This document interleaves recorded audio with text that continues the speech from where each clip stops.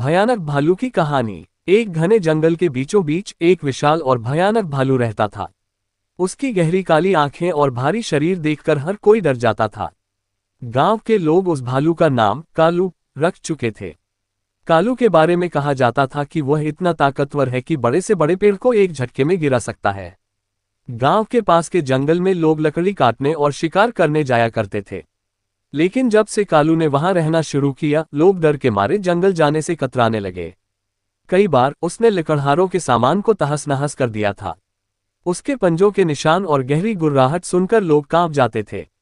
एक दिन गांव का एक बहादुर युवक अर्जुन ने ठान लिया कि वह इस भालू से गांव को मुक्त कराएगा। अर्जुन शारीरिक रूप से मजबूत और दिमाग से तेज था।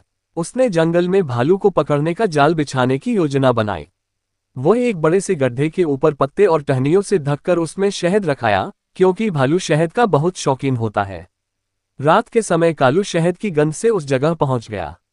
जैसे ही उसने शहद खाने की कोशिश की, वह गड्ढे में गिर गया। भालू जोर जोर से गरजने लगा, लेकिन गड्ढा इतना गहरा था कि वह बाहर नहीं निकल सका। अर्जुन और गांव के बाकी लोग आवाज सुनकर वहां पहुंचे। अब सवाल ये था कि भालू के साथ क्या किया जाए।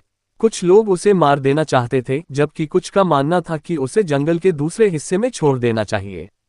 अर्जुन ने कहा, अगर हम इसे मार देंगे तो ये हमारी कमजोरी होगी।